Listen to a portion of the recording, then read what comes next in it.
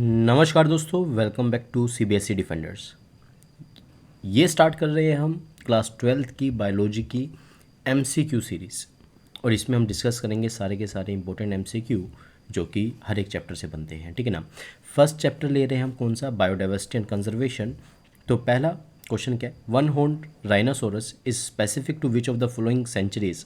Answer क्या होगा आपका, वन हॉर्न राइनोसोरस है काजीरंगा नेशनल पार्क से। ठीक है ना। आपको इतना पता होना चाहिए। एक बार मैं इसकी जो साइज़ है उसको रिड्यूस कर दूँ। ठीक है। सेकंड क्वेश्चन इज, ठीक है ना, सेकंड क्वेश्चन क्या बोल रहा है, which of the following is not an example of in situ conservation. In situ का मतलब ऑन साइट कंजर्वेशन। ठीक है ना।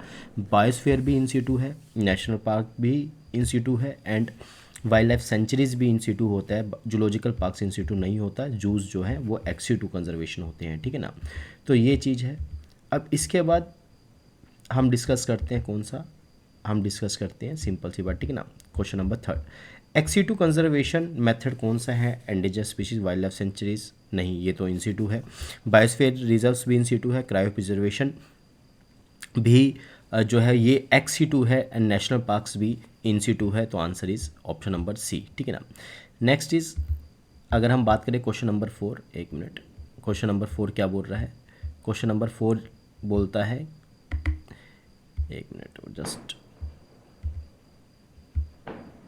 थोड़ा सा, क्वेश्चन नंबर 4 क्या बोल रहा है, क्वेश्चन नंबर 4 बोल रहा है क्रायो प्रिजर्वेशन कितने डिग्री सेल्सियस पर होता है, 196 डिग्री सेल्सियस पे होता है और लिक्विड नाइट्रोजन पे होता है। आपको ये पता होना चाहिए। What is the common to the seed bank, orchards and tissue culture and cryopreservation. ये एक्सीटू कंजर्वेशन मेथड है। सिंपल सी बात बी ऑप्शन होगा। फर्स्ट अर्थ समिट जो है वो कहाँ हुई थी, सिंपल सी बात। ठीक है ना, वो डिस्कस करना है यहाँ पर। ठीक है ना। तो वो देख लेते हैं, एक बार मैं इनका साइज़ रिड्यूस कर लूँ। ठीक है ना। तो फर्स्ट जो अर्थ समिट है वो कहाँ पर हुई थी, ठीक है ना, वो हुई थी हमारे सिंपल सी बात रियो डी जनेरो 1992 के अंदर। आपको ये पता होना चाहिए। सिंबल ऑफ WWF इज़ क्या है, सिंबल ऑफ जाइंट पांडा है। सिंपल सी बात आपको ये पता होना चाहिए। विच of the following countries has the highest biodiversity. कौन सी कंट्री की जो है वो हाईएस्ट बायोडाइवर्सिटी है, आप बताना है आपको कौन सी है, बताइए कौन सी कंट्री की हाईएस्ट बायोडाइवर्सिटी है। ठीक है, वो है कौन सी, ब्राज़ील। ठीक है ना। इंडिया 12th मेगा बायो जो मतलब कि बायोडाइवर्सिटी 12 मेगा बायोडाइवर्सिटी उसमें से भी एक है। ठीक है ना। Which of the following is not a cause of loss of biodiversity, destruction of habitat, ये तो है। इन्वेजन ऑफ एलियन स्पीशीज़, ये भी है। Keeping animals in zoological farms, ये नहीं है। और एक्सप्लोटेशन रिसोर्स, यही है। तो ऑप्शन नंबर सी तो जरूर होगा ही। ठीक है ना। तो ये इसका सही ऑप्शन है। ठीक है ना। फिर इसके बाद आता है सिंपल सी बात हमारा क्या, हमारा आता है option number, question number 10th। Question number 10th क्या बोलता है, ठीक है ना, क्वेश्चन नंबर 10th बोलता है, एक मिनट, क्वेश्चन नंबर 10th बोलता है which of the following is not N invasive species in the Indian context. Invasive species नहीं है कौन सी इंडियन कंटेक्स्ट में, साइनोडोन नहीं है, डेंटेना कैमेरा भी इन्वेसिव स्पीशीज़ है, पार्थेनियम भी इन्वेसिव स्पीशीज़ है एंड एकॉर्निया भी इन्वेसिव स्पीशीज़ है। द टर्म बायोडाइवर्सिटी जो पॉपुलराइज किया था वो किसने किया था, कि ओडम ने किया था, पॉल एरिश ने किया था, या डेविड विल्सन ने किया था, टिलमैन ने किया था। बताइए क्या आंसर है इसका, सिंपल सी बात है ना। इसका आंसर होगा एडवर्ड विल्सन ने इसको पॉपुलराइज किया था। Western Ghats have greater number of amphibian species than the Eastern Ghat. What kind of diversity does it, ये कौन सी डाइवर्सिटी दिखाता है, ये स्पीशीज डाइवर्सिटी दिखाता है। The diversity of organism sharing the same habitat और the community is termed as alpha diversity. Alpha diversity उसे बोलते हैं जो कि सेम हैबिटेट जोड़े। तो alpha diversity is a biodiversity present, ठीक है ना, विद इन द कम्युनिटी। एक कम्युनिटी के अंदर सिंपल सी बात जो डाइवर्सिटी होती है उसको हम क्या बोलते हैं, अल्फा डाइवर्सिटी बोलते हैं। A more conservative and specifically scientifically sound estimate about the total number of species, जो किसने करी थी, रॉबर्ट मे ने करी थी। सिंपल सी बात, ठीक है ना। And generally what is the total number of species, जो कि रॉबर्ट मे ने एस्टिमेट करी थी, अप्रोक्सीमेटली 7 मिलियन स्पीशीज़ जो है वो एस्टिमेट करी थी। ठीक है ना। इसके बाद नेक्स्ट क्वेश्चन पे हम स्टडी करते हैं। नेक्स्ट क्वेश्चन क्या बोलता है देखते हैं। India is one of the 17 mega biodiversity simple of the world and is being divided into dash biogeographical zone. तो जनरली हम कितने बायोजियोग्राफिकल जोन में डिवाइडेड हैं, 10 जो है 10 बायोजियोग्राफिकल जोन में डिवाइडेड हैं। Species diversity dash as one moves from high to low simple altitude, ठीक है ना। अगर हम हाई अल्टीट्यूड से लो अल्टीट्यूड में आते हैं तो क्या होता है, जो स्पीशीज डाइवर्सिटी है वो इंक्रीज़ होती है, लो से हाई में जाते हैं तो डिक्रीज़ होती है। ठीक है ना। Tropical tropics 23 degree north to 23 degrees have dash species as compared to temperate और polar region, ठीक है ना. हैज़ मोर आएगा, simple more species as compare to, simple सी बात, ठीक है ना, टेम्परेट और पोलर रीजन, ठीक है ना. For frugivorous birds and mammals in the tropical forest of different continents the slope is found to be, जो स्लोप है बर्ड और फ्रूगीवोरस बर्ड जेड की जो वैल्यू है सिंपल सी बात वो कितनी थी 1.15 थी, सिंपल सी बात, ठीक ना. आपको ये पता ना, लार्जर कॉन्टिनेंट के लिए थे 0.6 के करीब, अप्रोक्सीमेटली 0.6 के करीब थी, ठीक है ना. Where among the following simple will you find pitcher plant आपको कहाँ देखने को मिलेंगे, rain forest of north east India में देखने को आपको मिलेंगे. Which one of the following is not a feature of biodiversity hotspot के क्या फीचर नहीं है, सिंपल सी बात ये देखना. Large number of species, abundance of endemic species, ठीक है ना, mostly located in polar region, mostly located in tropics region. Species large number of species में मिलता है, अबंडेंस भी होती है एंडेमिक स्पीशीज के, और मोस्टली लोकेटेड इन ट्रॉपिक्स, ये बात बिल्कुल सही है, लेकिन सी ऑप्शन जो है गलत है, ठीक है ना. What is common to the following plants, nepenthes, ये साइलोटम, ठीक है ना, एंड रवोल्फिया अकोनिटम, ठीक है ना, ये सब क्या है, ठीक है ना. They are prone to overexploitation, generally overexploit किया जाता है इनको, इसी कारण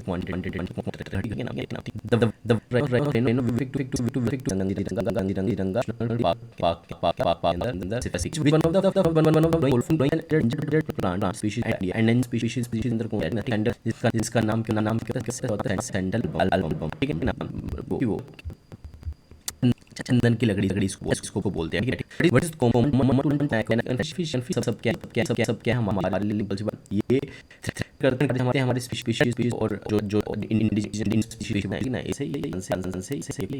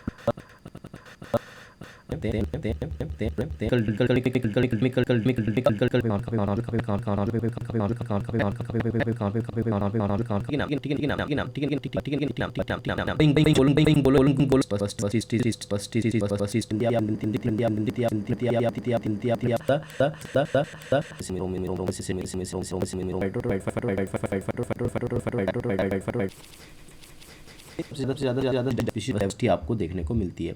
which of the below exhibit आपको मिलेंगे, सिंपल सी बात, ठीक ना. ट्रॉपिक्स के जो ट्रॉपिकल रीजन होता है उसके अंदर लेस सीजनल वेरिएशन आपको देखने को मिलता है, ठीक ना. The historic convention on biological diversity जो कि रियो डी जेनेरियो 1992 में हुई थी, उसको हम क्या बोलते हैं, उसे हम अर्थ समिट भी बोलते थे, सिंपल सी बात, ठीक ना. Who confirmed communities with more species tend to be more बेसिव स्टेबल देन दोज, किसने किया था, डेविड टिलमैन ने अपने एक्सपेरिमेंट से किया था. जहाँ पे ज़्यादा स्पीशीज़ होंगी वहाँ पे स्टेबिलिटी जो है वो वहाँ पे ज़्यादा होगी. रिवर्ट पोपर हाइपोथेसिस किसने दी थी, पॉल अर्लिश ने दी थी, सिंपल सी बात ही ना, ये आपको याद रखना है. रॉबर्ट मे ने तो 7 मिलियन का एस्टिमेट दिया था कि अर्थ के ऊपर 7 मिलियन स्पीशीज़ जो हैं वो हो सकती हैं. Organisation responsible for maintaining red data book, तो IUCN जो है वो मेंटेन करता है, आपको इतना पता होना चाहिए, ठीक है ना. एंड इसके बाद सिंपल सी बात अगर हम बात करें, ठीक है ना, हाउ मैनी, देखो red data book deals with जो ऐसे ऑर्गेनिज्म जो कि on the verge of extinction है, मतलब उनका क्या होने वाला है, एक्सटिंक्शन होने वाला है. How many species are documented to be extincted in last 5 year, 784 species के अप्रोक्स जो है वो क्या हो चुकी हैं, सिंपल सी बात, ठीक है ना, एक्सटिंक्ट हो चुकी हैं 2000 मतलब कि 4 के बाद, सिंपल 500 सालों में तक, ठीक है ना. तो 784 स्पीशीज़ आपको याद रखना है, ठीक है. अब इसके बाद जो है हम आगे चलते हैं नेक्स्ट क्वेश्चन पे। बाली, जावा एंड कैस्पियन ये टाइगर की सब स्पीशीज़ हैं सारी की सारी, ठीक है ना, जो कि एक्सटिंक्ट हो चुकी हैं, ठीक है ना। एक्सटिंक्ट से आपको पता होना चाहिए कि जनरली एक तो डोडो एक्सटिंक्ट हो चुका है, स्टेलस ही काऊ एक्सटिंक्ट हो चुकी है, सिंपल सी बात, ठीक है ना। एंड ये सब चीज़ें आपको पता होनी चाहिए। Antilope cervicapra blackbuck is nearly threatened, ठीक है ना, endangered, critical endangered, extinct in the world. ये नियरली थ्रेटन्ड है, सिंपल सिंपल ब्लैक बक, ठीक है ना। सलमान खान के ऊपर केस भी चल रहा है, आपको पता है सर, ठीक है ना। तो इसी केस के में कंटेक्स्ट में है, ठीक है। सॉरी, एक बारी मैं इसको कर देता हूँ सेट। ये हो गया हमारा, ठीक है। Next is a critically endangered animal, जो है क्रिटिकली एंडेंजर्ड एनिमल है वो क्या है, ग्रेट इंडियन बस्टर्ड है, सिंपल इनकी क्वांटिटी लगातार घट रही है, सिंपल सी बात, ठीक है ना। The term the evil quartet is related to 4 major causes of, जो जनरली बायोडाइवर्सिटी लॉसेज हो रहे हैं उसको बोलते हैं 4 ईविल क्वार्टेड, जैसे हैबिटेट लॉस एंड फ्रेगमेंटेशन एक हो गया, ठीक है ना, एलियन स्पीशीज इन्वेजन हो गया, सिंपल सी बात, ठीक है ना, वो मतलब कि क्या ओवर एक्सप्लोटेशन हो गया। तो ये सब चीज़ें ईविल क्वार्टेट का हिस्सा है। An exotic species that is introduce to a new area spread rapidly and eliminate native species, उसको हम क्या बोलते हैं, इन्वेसिव स्पीशीज बोलते हैं। तो बेसिक क्वेश्चन आपको पता ही होना चाहिए, ठीक है ना। इसके बाद चलते हैं हम नेक्स्ट क्वेश्चन के ऊपर, ठीक है ना। Dash of the total amount, ठीक है ना, total oxygen in the earth atmosphere, total earth में कितनी एटमोसफेयर, अप्रोक्सीमेटली 20% जो है। ब्रॉडली यूटिलिटेरियन आर्गूमेंट, सिंपल सी बात, for the conservation of biodiversity does not include bioprospecting, pollination, aesthetic value, simple सी बात, बायो क्लाइमेटिक रेगुलेशन नहीं। Bioprospecting मतलब, बायो प्रोस्पेक्टिंग का मतलब है वहाँ से क्या इकोनॉमिकल बेनिफिट हो सकते हैं, उसको बोलते हैं बायो प्रोस्पेक्टिंग, नहीं ये नहीं। पोलिनेशन हो सकता है, एस्थेटिक वैल्यू हो सकता है, क्लाइमेटिक रेगुलेशन हो सकता है, लेकिन ये नहीं हो सकता, ठीक है ना। Waking up to a bulbul song in the morning is related to the broadly utilitarian measure, simple सी बात, ठीक है ना। Ex situ conservation is use for the conservation of all plants and animals, threatened animals and plants, simple सी बात, ठीक है ना। तो जनरली नहीं, सारे प्लांट्स के लिए तो एक्सी टू नहीं हम इस्तेमाल कर सकते, या फिर एनिमल्स के लिए तो जनरली हम नियरली थ्रेटन्ड जो जनरली एनिमल्स और प्लांट्स होते हैं हम उसके लिए इस्तेमाल करते हैं, ठीक है ना। कंजर्वेशन इन नेचुरल हैबिटेट, उसको हम क्या बोलते हैं, इन सीटू कंजर्वेशन बोलते हैं। Presently total number of biodiversity hotspots in the world, हमारे वर्ल्ड के अंदर टोटल नंबर ऑफ बायोडाइवर्सिटी जो है वो मतलब हॉटस्पॉट कितने हैं, 34 के अप्रोक्स हैं, ठीक है ना। विच one of this is not included in the biodiversity hotspot in India, ठीक है ना। North Indian planes biodiversity hotspot में नहीं है, वेस्टर्न घाट्स भी हैं, इंडो बर्मा प्लेन्स भी हैं, सिंपल से इंडो बर्मा रीजन भी है, एंड जो हिमालयाज़ हैं वो भी इंक्लूड होते हैं, 3 इंक्लूड होते हैं, but north Indian plains include नहीं होते, ठीक है ना। इसके बाद ecological hotspots present in India, हमारे यहाँ टोटल 3 जो है इकोलॉजिकल हॉटस्पॉट हैं, सिंपल सी बात आपको पता होना चाहिए, ठीक है ना। Which pair of geographical area shows maximum diversity in our country, simple सी बात, सुंदरबन एंड रन ऑफ कच्छ नहीं, Eastern Ghats and Western Ghat नहीं, Eastern Himalayas and Western Ghat, simple सी बात, सी आंसर जो है वो बिल्कुल सही है। National park protection is provide to रहने